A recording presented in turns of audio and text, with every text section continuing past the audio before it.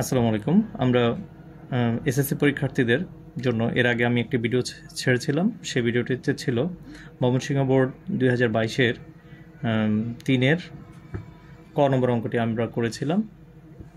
3-এর ক নম্বর এই অঙ্কটি আমরা করেছিলাম। এখন আমরা আজকে এই পার্টে আমরা খ নম্বর অঙ্কটি দেখব এবং শিখব কিভাবে 3-এর খ নম্বর অঙ্কটি করতে হয়। প্রিয় এসএসসি পরীক্ষার্থীরা, তোমরা অবশ্যই এই অঙ্কটি তো আমার দেখো যে আমি কিভাবে করি, কিন্তু তার আগে তোমরা অবশ্যই আমার ভিডিওটি লাইক শেয়ার করবে এবং বেশি বেশি কমেন্টস করবে এবং বেশি বেশি শেয়ার করবে যত পারো। আর অবশ্যই তোমরা আমার চ্যানেলটিকে সাবস্ক্রাইব করতে ভুলবে না। তো আমি অঙ্কটি শুরু করতে যাচ্ছি এখন। বিসমিল্লাহির রহমানির রহিম। প্রথমে আমরা এখানে প্রশ্নতে বলেছে যে 1 নম্বর ধারাটির প্রথম n সংখ্যক পদের যোগফল -430 হলে n এর মান নির্ণয় করো। তাহলে আমাদেরকে প্রথমে 1 নম্বর দিয়ে আমাদেরকে করতে হবে, অর্থাৎ ধারাটি তুলতে হবে। প্রথমে ধারাটি তুলে ফেলি। 1 নম্বর দেওয়া লাগবে না। 7 + 4 + 1, তারপর হচ্ছে -2 -5 দিয়ে অঙ্কটি আমরা তুলে নিলাম। এখন আমাদেরকে যে কাজটি করতে হবে সেটা হচ্ছে এটা মনে করতে হবে। মনে করি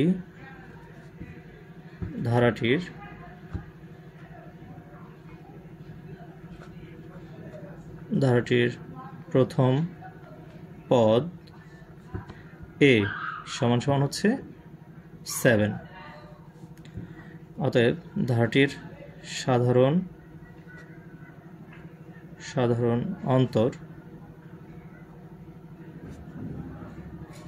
অন্তর d সমান হচ্ছে 4 - 7। এটা তো আমরা জানি যে অন্তর বের করতে হলে দ্বিতীয় পদ থেকে প্রথম পদ মাইনাস করতে হয়।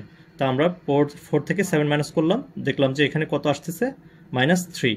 তোমরা দেখো এভাবে 1 থেকে যদি আমি 4 বিয়োগ করি তাহলে -3 থাকবে। -2 থেকে -1 বিয়োগ করলে একই অবস্থা, -3 থাকবে। তো এভাবে তোমরা বিয়োগ করে যাবে। বিয়োগ করলে আমরা এই রেজাল্টটি পাবো। এখানে মাইনাস হলো কিভাবে?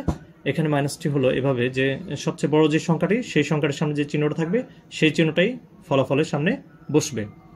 তো এখন আমরা এখানে আমাদেরকে লিখতে হবে এটি একটি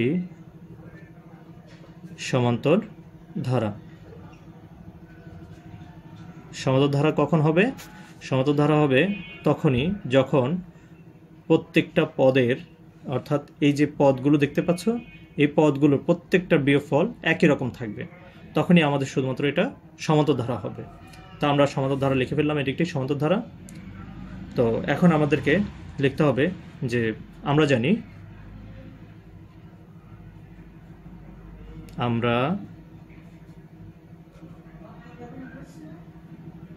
জানি ধারাটির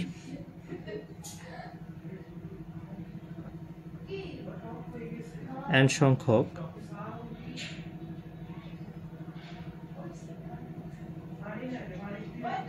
সংখ্যক পদের যোগফল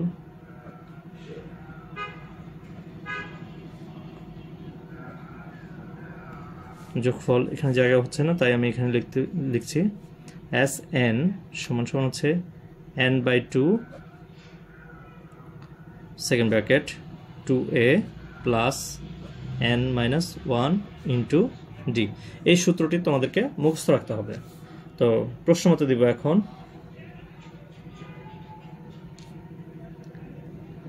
প্রশ্ন মতে দিয়ে আমরা এই সূত্রটি লিখব।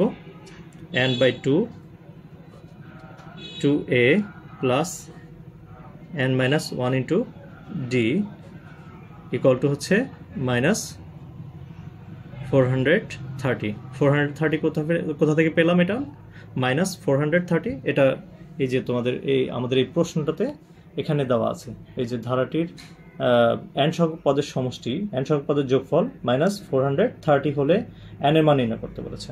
তো আমরা এখানে দেখি এখন,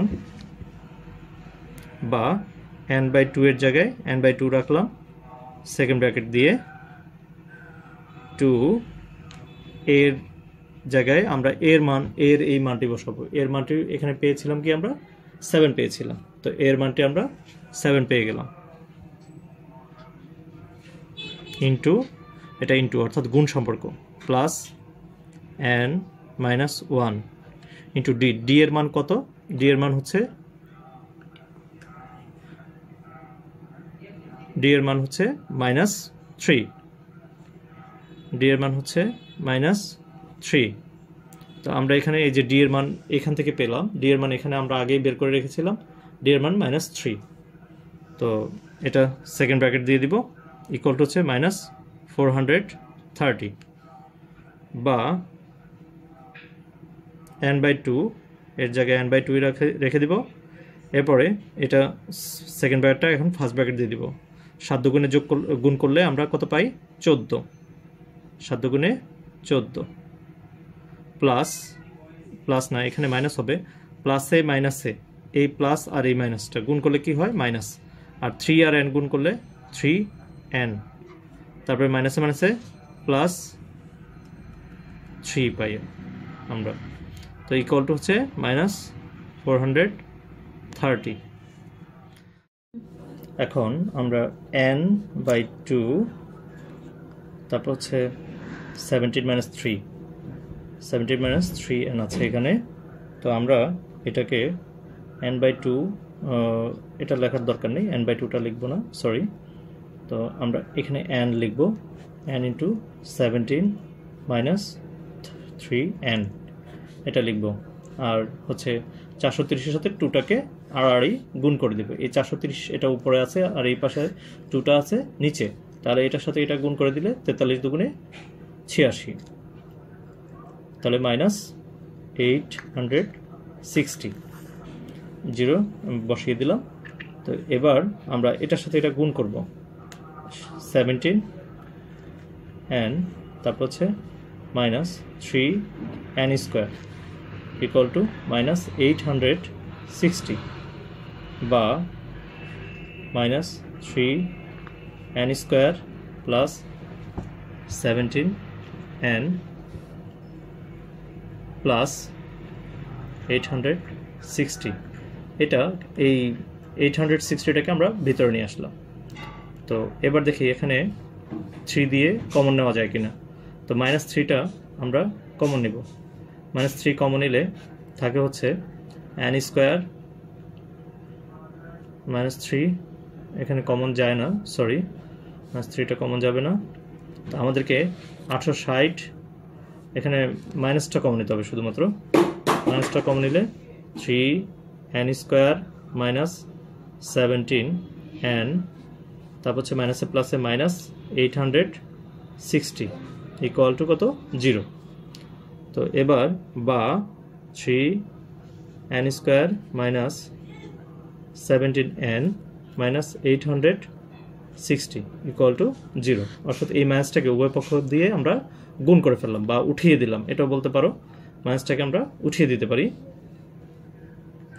এবার আমাদের এই সংখ্যাটিকে অর্থাৎ 860 এবং 3 এই সংখ্যা দুটিকে আমাদেরকে গুণ করতে হবে। 860 এবং 3 এটাকে গুণ করলে 3 0 0 3 6 18 8 হাতে আছে 1 3 8 24 আর 1 25, অর্থাৎ 2580 হয়ে যায়। তো এটাকে আবার ভাঙাতে হবে, 2 দিয়ে এটাকে ভাঙালে আমরা পাচ্ছি হলো গিয়ে 40 দুগুণে 80 আর হচ্ছে 2 দিয়ে এটার ভিতরে কত দিয়ে যায়? 2 দিয়ে তো 2 দিয়ে 2580 ভিতরে আমরা ক্যালকুলেটর দিয়ে করতে পারি। আমরা গুণ করে পেয়েছিলাম হচ্ছে গিয়ে 2580, অর্থাৎ আমরা ক্যালকুলেটর একটু গুণ করে দেখব যে হচ্ছে 860 আমাদের গুণটা দেখি ঠিক আছে কিনা। 860 ইন্টু 3 সমান সমান হচ্ছে 2580, তোমরা দেখতে পাচ্ছ অলরেডি 2580। এবার আমাদের 2580টাকে আমরা 2 দিয়ে ভাগ করব। 2580 ভাগ 2 সমান সমান কত পাচ্ছি আমরা? 1290। 1290। তারপরে আবার এটাকে আমরা 2 2 দিয়ে ভাগ করব, ভাগ 2 সমান সমান কত? 645।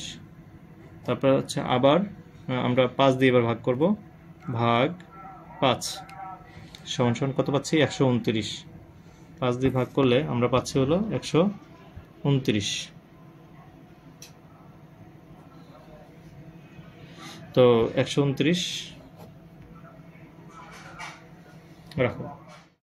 তো 129কে আবার আমরা 3 দিয়ে দেখব, দেখি কি অবস্থা হয়। 3 3 9, 3 4 12, 43। তো 43 হলো। 43কে তো আর কোনো সংখ্যা দিয়ে যায় না, সুতরাং আমরা 43 এমন দুইটা সংখ্যা নিতে হবে এখানে মিডল টার্ম করার জন্য। এটা তো মিডল টার্ম সিস্টেম আছে, তোমরা দেখতে পাচ্ছ। তো আমরা 3n² প্রথমে লিখে ফেলি। তো এবার আমাদের এই সংখ্যাগুলো থেকে এই গুণনীয়কগুলো থেকে আমাদেরকে মাত্র 2টা গুণনীয়ক বাছাই করতে হবে, যাতে তাদের যোগফল বা বিয়োগফল, নিশ্চয়ই বিয়োগফল হবে, বিয়োগফলটা অবশ্যই 17 থাকা লাগবে। তো 3 5 15, 15 দুগুণ 30, 30 দুগুণে 60। 60 থেকে যদি আমি 43 বিয়োগ দিই, দেখি 60 থেকে 43 বিয়োগ দিলে আমাদের 17 থাকে কিনা। 3 আর 7 10, মানে 10 থেকে 3 বাদ দিলে থাকে হচ্ছে 7, আর 6 থেকে 4 বাদ দিলে থাকে হচ্ছে হাতে ছিল 1, 1 আছে 5, 6 থেকে 5 বাদ দিলে থাকে হচ্ছে 1, তাহলে 17 থাকে। তাহলে বোঝা গেল যে আমাদের বড়টা আগে দিতে হবে। আমাদেরকে সবসময়, তোমরা খেয়াল রাখবা, সবসময় আমাদেরকে বড়টা আগে দিতে হবে। তাহলে -60, তারপর হচ্ছে তাহলে বড় যে সংখ্যাটা আমরা, সেই সংখ্যাটা থেকে আমরা একটা সংখ্যা নিব 60n, তারপর হচ্ছে মাইনাসে প্লাস হচ্ছে 43n, তারপর হচ্ছে -860 = 0। এবার আমরা 3n কমন নিব এখান থেকে। 3n কমন নিলে থাকে হচ্ছে n - 3 20 60 20, তারপর হচ্ছে প্লাস এখান থেকে 43 কমন যাবে নিঃসন্দেহে, এতে কোনো সন্দেহ নেই। তো 43 যদি কমন নেই, থাকে হচ্ছে n - 43 দিয়ে আমি 43 যদি 860কে ভাগ করি, তাহলে এখানে থাকবে হচ্ছে 20। তো n - 20 পেয়ে গেলাম। আর বা n - 20 এখানে লিখলাম, তারপরে থাকে হচ্ছে 3n + 43। আমি আবার একটু এখানে বুঝিয়ে দিচ্ছি, এখানে অনেকেরই সমস্যা থাকে যে 60 আর 43, 60 থেকে যদি আমি 43 বিয়োগ দিই তাহলে -70 পাবো। এখন আমি এটা বিয়োগ দিব কি করে? কারণ এটার সামনে হচ্ছে মাইনাস, এটার সামনে হচ্ছে প্লাস। আমরা বিয়োগ করার শর্ত হচ্ছে, বীজগণিতে বিয়োগ করার শর্ত হচ্ছে একটার সামনে মাইনাস থাকবে, একটা সংখ্যার সামনে মাইনাস থাকবে, আর একটা সংখ্যার সামনে প্লাস থাকবে।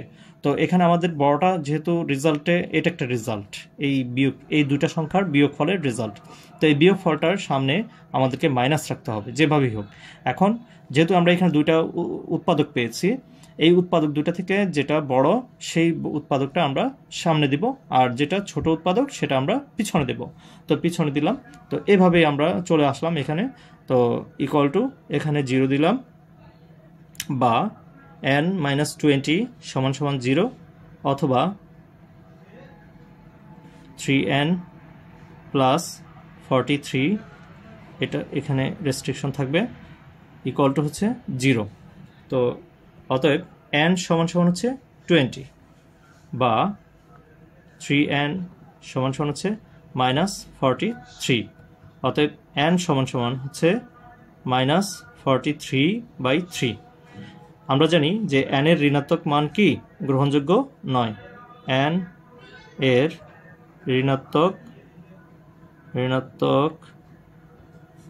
মান গ্রহণযোগ্য নয়, এই কথাটি আমাদেরকে লিখে নিতে হবে। গ্রহণযোগ্য নয়, এখানে আমার বুঝতে পেরেছ তোমরা, আশা রাখি। অতএব অ্যান্সার হচ্ছে n = 20।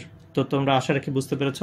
যদি তোমাদের অঙ্কটিতে কোনো প্রবলেম থাকে তাহলে তোমরা আমাকে অবশ্যই কমেন্ট বক্সে কমেন্টস করবে, আর অবশ্যই আমার ভিডিওটিকে লাইক শেয়ার তো করবেই। আর তোমরা তো অবশ্যই যারা নতুন আমার চ্যানেলে হয়ে থাকো তারা অবশ্যই আমার চ্যানেলটিকে সাবস্ক্রাইব করে যাবে, যাতে পরবর্তী পার্টটি আমি দিতে পারি। এখনও কিন্তু এটার গ নম্বর পার্টটি বাকি রয়েছে।